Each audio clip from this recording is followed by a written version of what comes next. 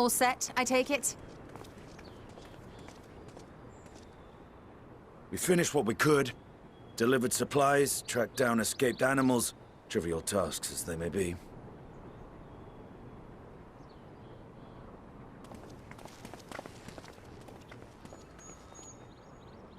That's enough, don't you think? If there was anything more important still undone, that would be a problem in itself. The vessel is essentially ready for departure. All that remains is to load the final batch of supplies and see everyone on board. Once we've readied the ether burner, that is. Ah, had a feeling we might find you all here. Our consultations with the Loperates, too, have run their course. Pleased I am to say that our researchers' concerns have for the most part been allayed, though some insist on making adjustments to the very end. For their part, Livingway and her peers have graciously offered to stay and keep the people company, lest any lingering queries go unanswered. All that remains is to wait for the refined adamantite. Alphino, are you there? It's me, Kryl. Your special delivery has arrived. Round up everyone and come to the harbor at once.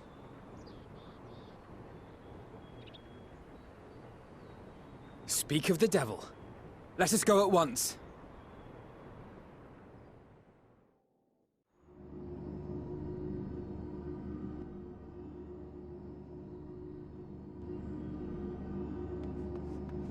Forgive the intrusion, Master Fortuner. I bring urgent news. A great commotion has broken out in Scholar's Harbor. Your presence is requested, with all speed.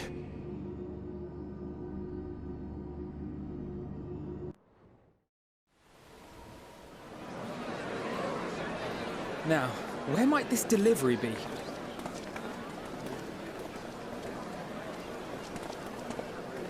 Oh.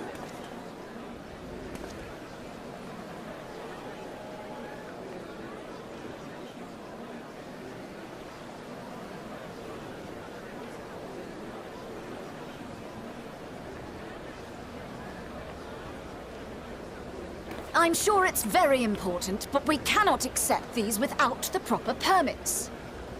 By the 12! Surely, these can't all be.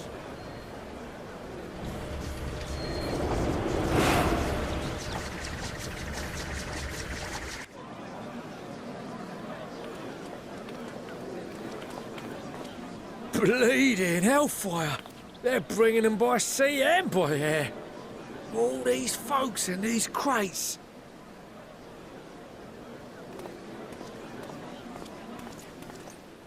And more on the way. Got your adamantite right here. A bigger haul than any of these sorry bastards brought, and that's no lie.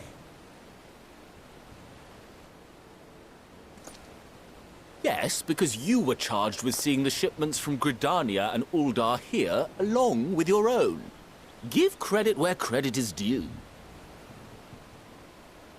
Sounds like the sorry whinging of a sore loser. An hypocrite to boot. Ain't no way a scrawny whelp like you took a dozen steps inside a Adamant shard. I'll have you know I went all the way to the entrance. Furthermore, 'twas my contacts that enabled us to enlist the cooperation of the Sky Pirates. Left you outside so you wouldn't get anyone killed, did they? Well then, credit where credit's due, you did a right fine job sitting on your ass. Take that back. Make me. I will not stoop to your level.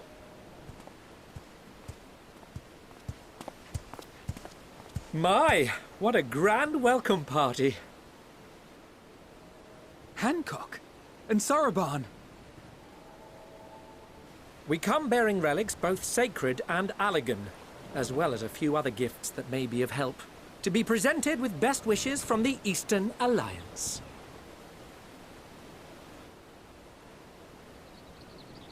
I myself have come with a sacred relic of Rayson Temple. 'Twas passing fortunate that Senri's dango craving brought us to Kugane. We arrived precisely as Hancock was making his arrangements.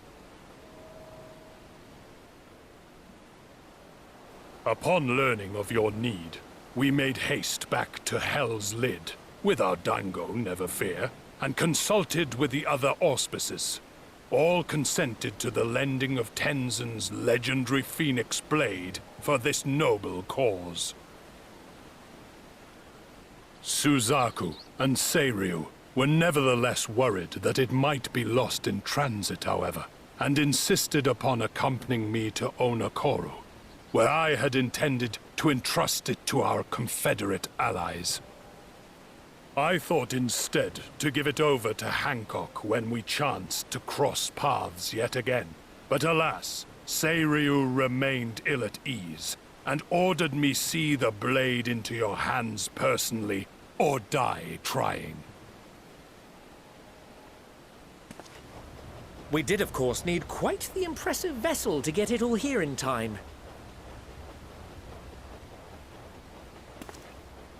Fortunately, our majestic associates have been more than helpful. 'Tis an honor to join the Warrior of Light on another adventure, they tell me.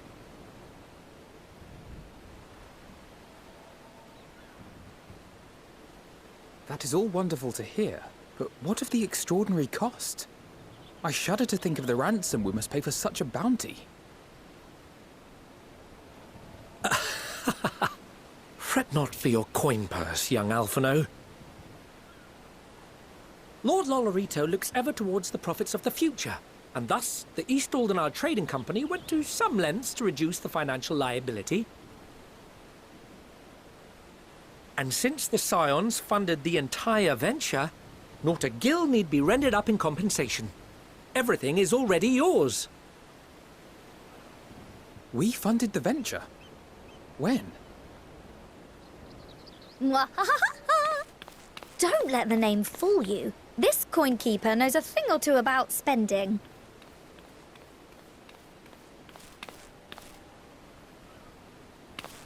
When it comes to capital investiture, a sprinkling of gil here and there will not do. You need enough savings to make waves when it really counts, which is why frugality is paramount.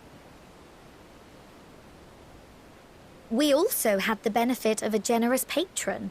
Generous being rather an understatement. She has supported us from the shadows since the very founding of the Scions. We even had coffers to fill. Mother! Amelians. I remain, of course, an entirely neutral party. I simply thought our family's coffers were needlessly full.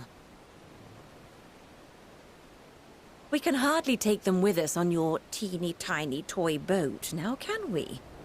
And 'twould be a shame to leave all that hard-earned wealth unspent.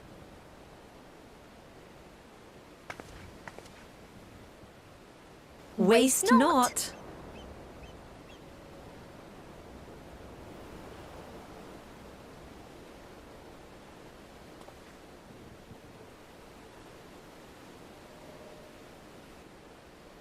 However did you manage so much in so short a time, though?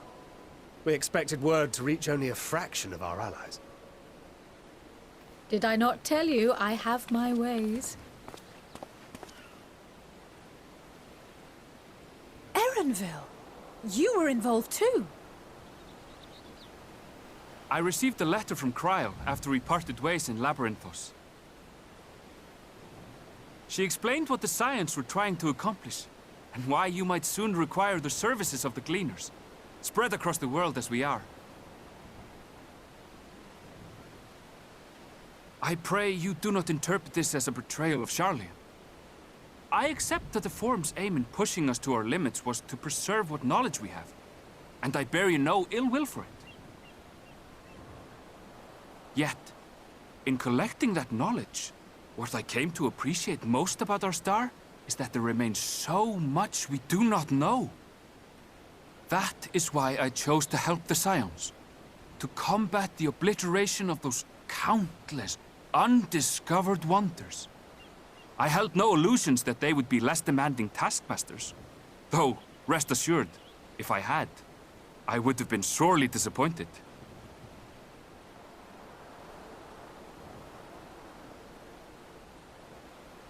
To make a long story short, the whole of the guild ship cooperated to ensure your call was heard far and wide.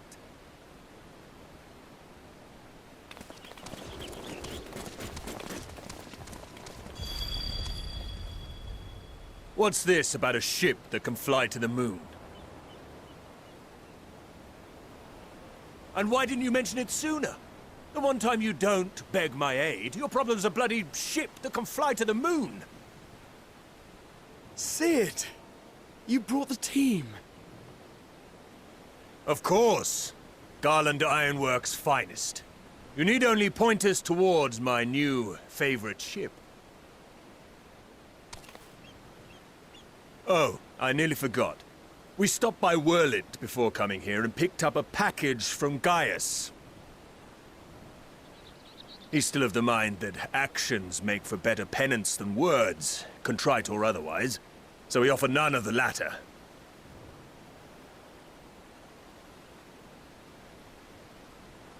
What he sent is an Allegan relic Valens used in his weapons experiments. Has a fair bit of refined adamantite in it, too.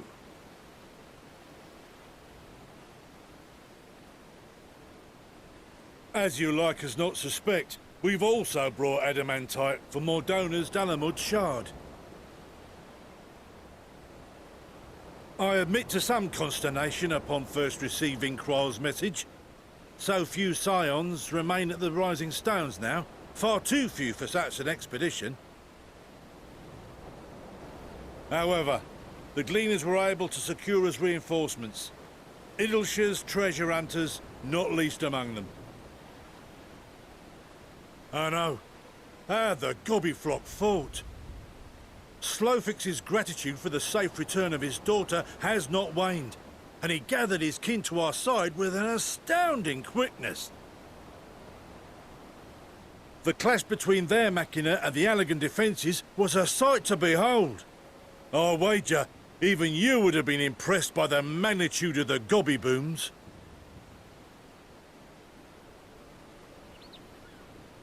Fascinating as all this is, I fail to see how it explains your presence here. Does Razat not have more pressing concerns?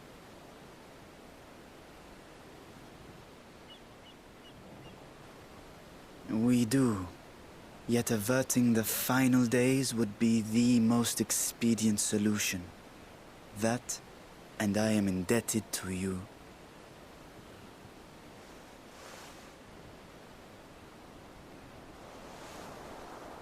Though they chose to take their leave of Thavnair, those you saved in Galimuld remain my people. My gratitude is beyond words. 'Tis appropriate that I aid you in kind. If in the doing we bring salvation to others of this star, so much the better. You will recall that I spoke of my father, Midgard Summer, and his journey across the great expanse. As he traveled betwixt the stars, his resplendent scales drank of the ether in those nigh empty surrounds, and imparted to him the strength to persevere. Thinking they might further your cause, I called out to my kin for consent. Ashdai's answer was silence, as ever. Tiamat and Chris-Velgre, however, responded favorably to the suggestion. My sire, too, stirred from his slumber long enough to speak and say, "Very well." Thus have I brought you his own worm scales. Fit them to your purpose, and seek a worthier fate for us all.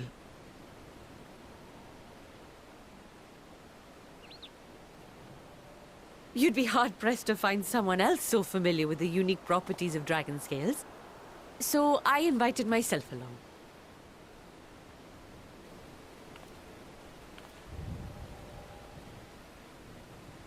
Bugger me, this is so unbelievable. I've gone right back round to believing it again. Forget a 6% gain in efficiency. With all these goodies, we could get 7, no, 10, no, 14 bleeding percent. Think of how far we could go! What we could do with that much power! What we could blow up! If Kokol is duly convinced, then it must be true. In which case, the Scion's end of the bargain has been fulfilled. Would you not agree?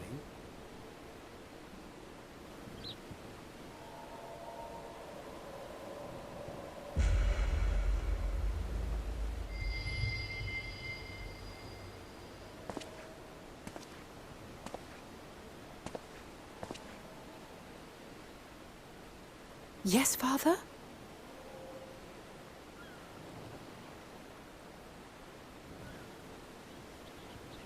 I know not what you seek of Hydaelyn, nor for what purpose you would take command of our ship. Yet this much is certain. To do so will be to dictate the fate of this star and the lives upon it. The lives of each and every creature, in their magnitude and their fragility. Do you understand? And are you prepared? We have seen and we have felt how much each life shapes this world. And so we are determined to abandon none. We understand what is at stake, and we are prepared to bear this burden.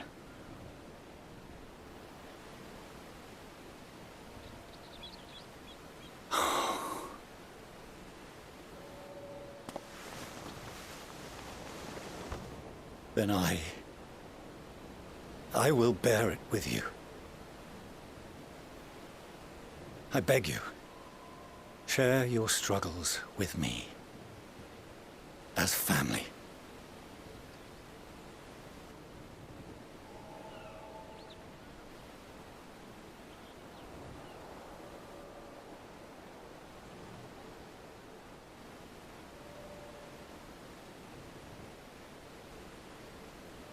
You grasped my fingers with such tiny hands the day you were born. I thought my heart might burst. 'Twas love and happiness beyond expression. Overwhelming, and a conviction so powerful that I trembled with something close to rage. I had heard the final days foretold. I swore to myself then and there that I would not let them steal your futures.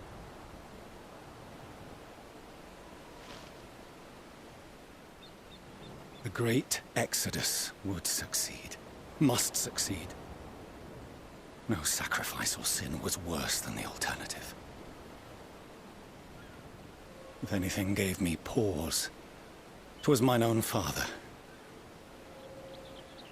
The Archon Louisoix openly decried Charlian's policies, a perspective which I regarded with increasing disdain as I grew older. Yet even as part of me thought him a fool. Perhaps I also hoped that he, of all people, would devise a brilliant means to save my children. A naive hope, but stubborn enough that I could never bring myself to keep you apart.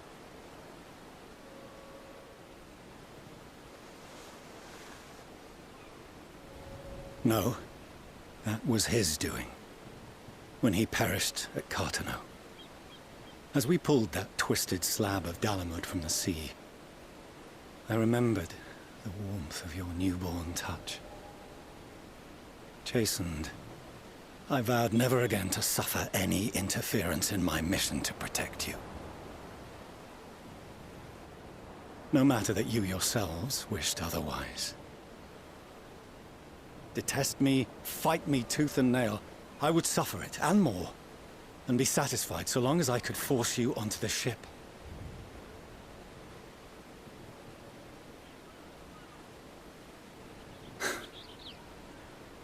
I was wrong. You two have grown so much stronger and so much wiser than I dared dream. You have earned the right to walk your own path, and already begun to do so. Good. Because there are things we care about, and people we love, and none of them is replaceable. Not a one. It cannot have been an easy journey for you to have come so far. We shall be glad to acquaint you with the finer details someday, once this danger has passed. All that we have seen and heard, that we have felt and learned in our travels. Ours is not a kind world, but it is beautiful. Always. Oh no. Are you quite sure that's wise?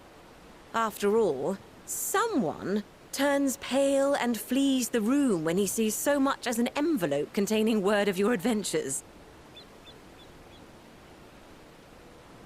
Whatever will happen if he learns what you were really up to? Amelians.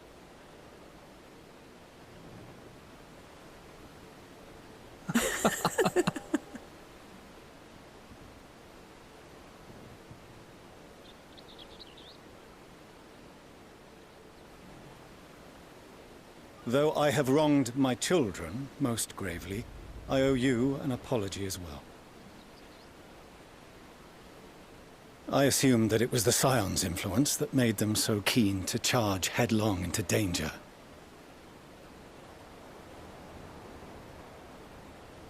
Yours, in particular. I see now that said influence instead brought them together with the many fine people gathered here today. In which case, I hope you continue to guide them.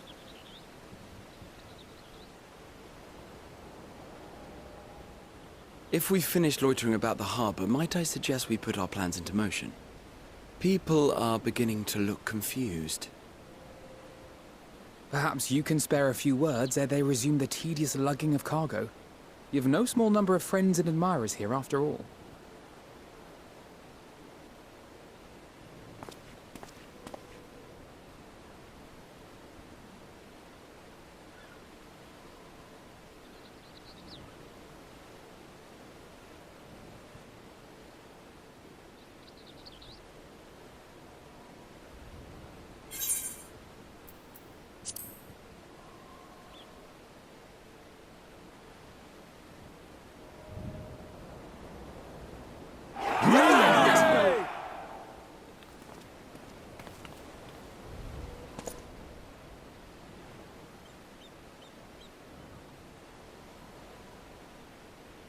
Your assistance is appreciated.